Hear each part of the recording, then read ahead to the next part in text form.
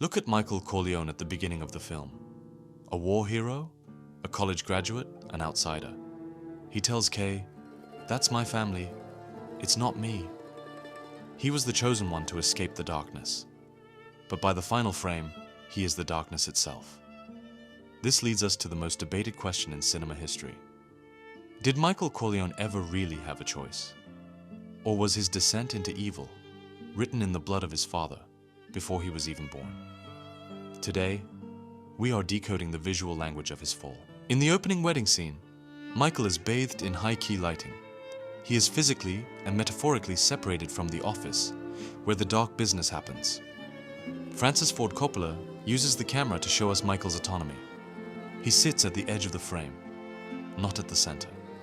He is a man with a future. But notice the subtle shift when his father is shot. The lighting on Michael's face starts to change. The shadows get longer. The world of the Corleones isn't something you join, it's something that consumes you. The hospital scene is where the choice becomes a trap. When Michael stands outside to protect his father, he notices his hands aren't shaking. This is the birth of the Godfather. But the real transformation happens in a small Italian restaurant in the Bronx. Watch the camera work here. It gets tighter and tighter on Michael's face. The background noise of the elevated train screams in his ears, and ours. This isn't just a murder, it's a baptism in blood.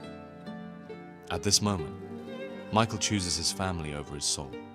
But was it a choice or a survival instinct? Even in the bright sun of Sicily, death follows him.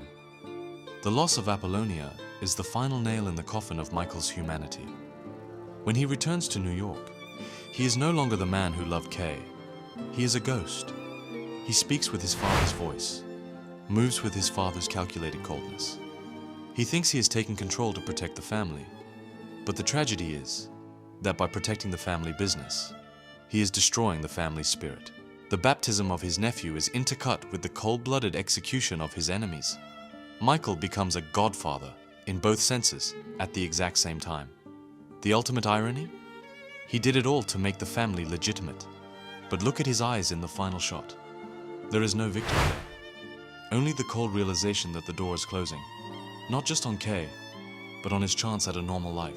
Michael Corleone believed he was the architect of his own destiny, but he was merely a prisoner of his legacy.